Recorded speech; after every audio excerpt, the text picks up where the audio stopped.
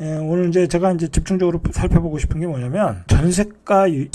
여러분 예전에 제가 한번 방송할 때 한 2억씩 떨어진다고 그러는데 이제 2억 이상씩 떨어지는 게 이제 보편화되어 있어요. 이제 그런 거 아니면 거래도 안 되고 중요한 거는 이 전세가율이 얼마인가 이 지역에서 보셔야. 자, 만약에 전세가율이 예를 들어서 50% 이하다, 뭐 40% 이하다, 그러면 이건 완전히 고평가되어 있는 거예요. 이 전세가율이라는 것은 이 지역에 사시는 분들의 어떤 실수요이고 어떤 실제 가격이에요. 실거주 가격이에요. 그렇게 봐야 되지 않겠습니까? 보통 이제 이 지역에도 뭐 40%에서 뭐 50% 이상은 전세로 사실 거란 말이에요. 그럼 이 지역에서 그 가격을 주고 사시는 거예요. 그런데 만약에 여기 전세 가격이 폭등을 한다고 하면 가격이 올라가겠죠. 전세가율이 32%예요. 매매가가 11억 8천. 이거는 자 작년에 이제 12억 13억 천에서 조금 떨어진 거잖아요. 한 1억 한 4, 5천 떨어졌나요? 이 전세가 3억 8천, 매매가가 11억 8천. 여러분 그렇다고 하면 이거 전세 사시겠어요? 매매 사시겠어요? 당연히 전세 살겠죠. 그렇지 않겠습니까? 뭐 내가 11억 8천 주면 거기 뭐 다 융자를 내고 또 사야 되잖아요. 4, 5억씩 융자를 내고 사야 되잖아요. 그럴 바엔 전세 사는 게 낫지 않겠습니까? 이렇게 전세 가격이 싼데 지금 송도에서는 새 아파트가 분양을 9억대 하잖아요. 그죠? 9억대 하는데도 계약이 안 나오잖아요. 그죠? 완판이 안 된단 말이에요. 자, 그러니까 고평가라고 이야기할 수밖에 없죠. 그러니까 가격이 떨어지는 거고, 제가 결론적으로 이야기하고 싶은 건 뭐냐면 가격이 더 떨어질 수 있다는 거야. 자, 여러분 제가 오늘 그 하나의 노하우를 알려드릴게요. 이 가격의 바닥을 잡는 것은 전세가율을 잡으시면 되는 거예요. 가령 예를 들어서 지금 전세가율이 32.5%면 이 아파트의 가격은 굉장히 고평가되어 있는 거예요. 그러면 이 아파트를 사시면 안 되는 거예요. 최소한 제가 생각할 때는 전세가율이 60에서 65%, 조금 보수적으로 잡으면 70%까지 올라왔을 때 사야 된다라고 보셔야 돼요. 왜냐면 예를 들어 전세가율이 65에서 75%가 되면 사람들이 이제 불안해하기 시작하는 거야. 또 이거 전세 살다 전세가율이 또 올라가는 게 아니야? 전세가 또 올라가는 거 아니야? 80%, 85%, 90% 되는 거 아니야? 자, 그런 불안 심리가 상존하기 때문에 전세가율이 그렇게 높을 때는 그 사람 전세 사는 사람들이 이제 매매로 이어지는 경우가 많아요. 지금까지 그랬었고. 자, 그런데 지금같이 전세가율이 32.5%이면 전세 사는 사람들이 꼼짝도 안 해요. 전세 사는 사람들이 매매로 이어져야 되지 이 지역의 아파트 가격이 올라가는 거거든요. 자, 이 신문에 이제 여기가 나왔는데 이 편한 세상 송도가. 자, 보시면 여기가 5월 달에 6억 6천 돼서 많이 떨어졌어요. 자, 보시면 8억 4천. 뭐 거의 8억 6천 8백이니까 거의 2억이 떨어졌네요. 2억. 자, 그러면 여기도 전세가율을 한번 보시죠. 전세가율이 어디. 자, 이렇게 떨어졌는데도 50%밖에 안 돼요. 자, 그러면 한 10% 정도 더 떨어져야 되겠죠? 그러면 뭐 예를 들어서 5억 5천에서 한 6억 정도 사이. 자, 그 정도가 돼야 한 60%가 되겠죠? 이 아파트도 많이 떨어졌는데 아직도 덜 떨어졌다라고 보셔야 돼요. 자, 이게 왜 덜 떨어졌냐면 여러분들이 착각하시면 안 되는 게 신문에서 2억 3억 떨어졌다고 하니까 굉장히 많이 떨어진 걸로 생각할 수 있어요. 자, 제가 이건 송도 아파트가 여기에 더 떨어져야 된다는 게 아니에요. 이거는 지금 전국적인 상황이에요. 송도에 대입해서 이야기를 하는 거예요. 뭐 이따가 제가 한번 대구 가서 한번 이야기 해드릴게요. 세종 가서도 이야기할 수도 있고. 자, 보세요. 보시면 자, 이게 최고점이 8억 한 6천 정도, 8억 한 6천 8백이니까 이렇게 전세가율을 보시고 좀 판단을 하셔야 돼. 자, 바로 이렇게 직전 상황에서 최고가 하나 찍은 걸 가지고 2억이 떨어졌다 그렇게 판단하시면 안 되고, 자, 이런 거는 어떻게 생각하시면 예를 들어서 급등하기 전에 2020년 이전 2019년도의 가격을 기준으로, 그리고 조금 더 올라가면 2020년도의 가격을 기준으로 올라왔던 평균 가격을 가지고 고점 대비 얼마를 떨어졌나 그렇게 판단하셔야 돼. 그렇지 않겠습니까? 이 가격대로 2억이 떨어졌다고 하면 2021년도의 가격이에요. 급등했던 가격이에요. 자, 급등하기 전의 가격은 6억 이하의 가격이었잖아요. 자, 그러면 이 가격은 역시 뭐 6억 이하에 사면은 뭐 적정 가격이라고 볼 수 있겠죠. 이제 그렇게 판단하시면 된다는 거예요. 너무 직전의 가격에 비해서 얼마 떨어졌나 보지 마시고 바닥의 가격에서 고점 가격까지 어떤 중심 가격을 잡고 거기서 얼마 정도 떨어졌나 판단하시는 게 현명한 판단이다라고 보시면 될 것 같아요. 2013년도에 그 집이 이제 거래가 안 되면서 전세가율이 뭐 서울에 뭐 90%까지 간 적도 있잖아요. 자, 그러면 이게 극심한 침체기에 들어가면 80%까지 간다라고 본대요. 그러니까 한 전세가율이 70% 정도 되면 뭐 나는 매매하겠다라고 조금 잡으시면 될 것 같아요. 뭐 80%까지 가면 그때부터는 투자자들이 들어오게 되겠거든요. 자, 이제 그런 상황 그렇게 판단하시면 될 것 같아요. 자, 이 청라도 보시면은 여기도 한번 우리가 전세가율 한번 보시죠. 얼마나 가격이 고평가 구간에 있는가.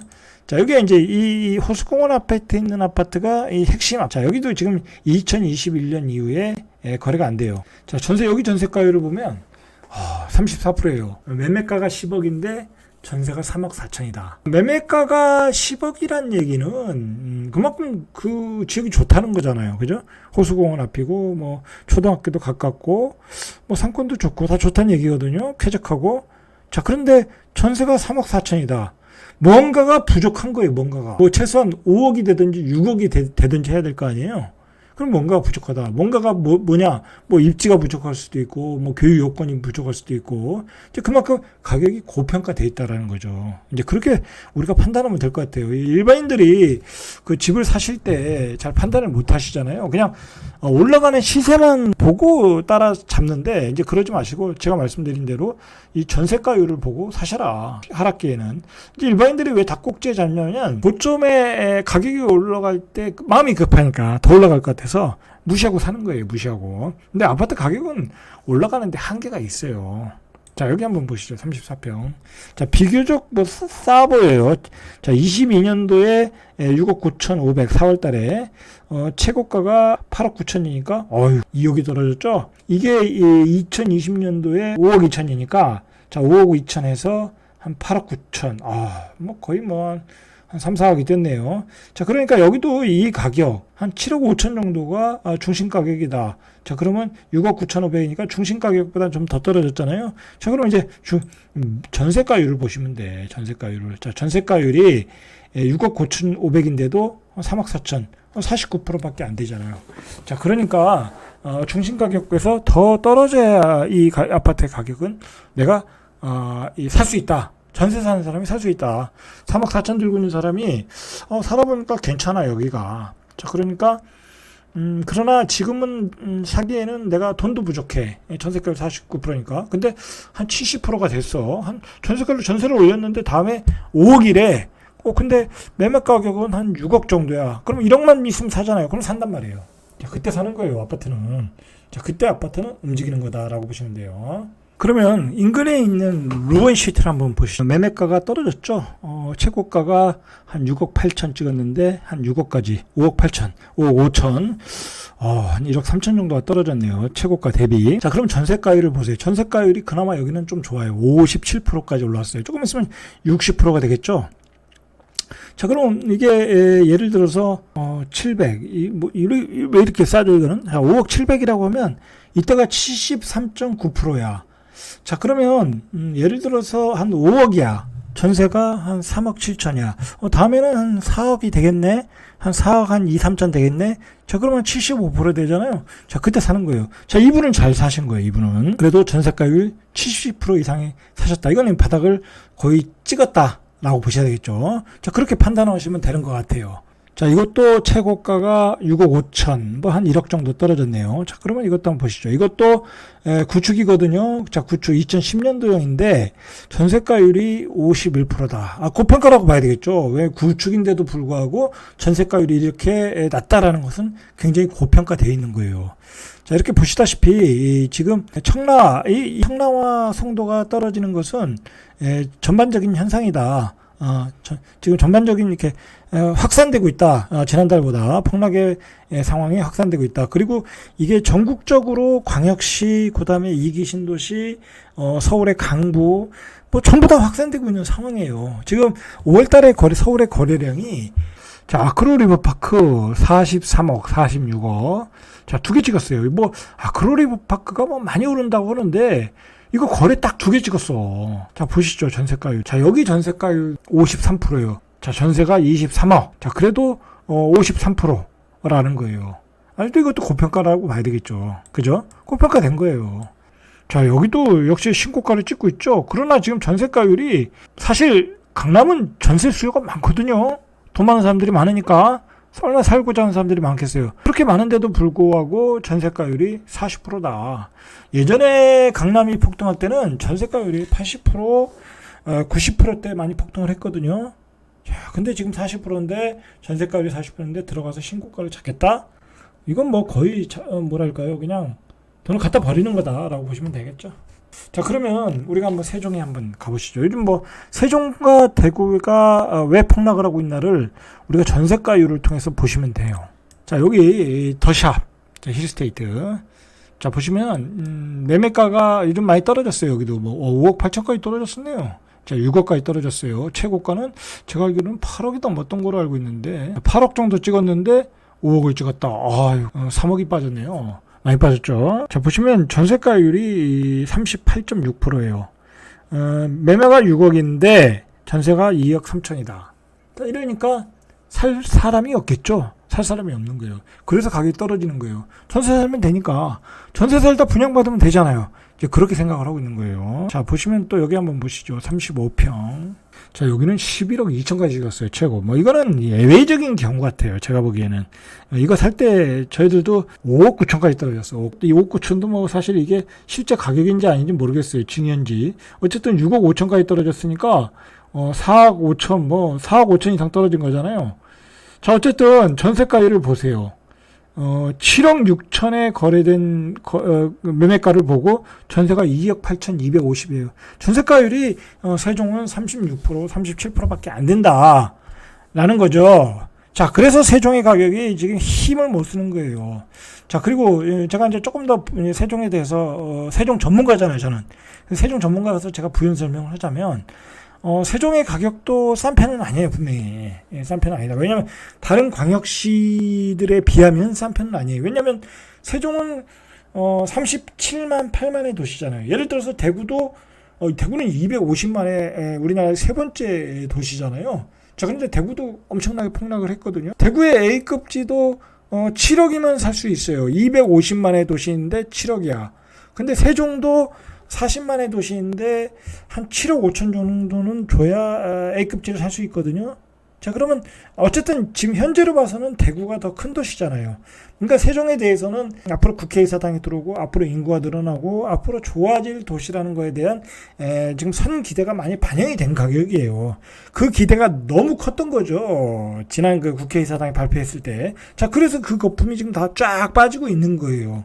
빠지고 있는데도 불구하고 전세가율이 회복이 안 된다. 왜냐면 인구가, 자, 대구를 한번 보시죠. 이 대구도 재밌는 게 뭐냐면, 자, 제가 대구의 현장에 가봤는데 이 만촌 자이르네, 여기가 이제 만촌 3학군이에요.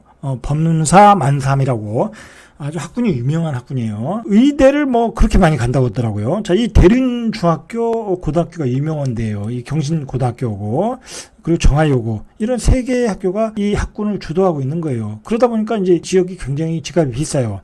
거의 12억, 이것저것 다 합쳐서 발코니 합정비까지 합치면 12억 정도 분양을 했단 말이에요. 자, 그러면 여기가 전세가가 얼마냐 보시죠. 자, 이게 바로 옆에 있는 그린코아 에드마크예요. 자, 보시면 전세가율이 42%.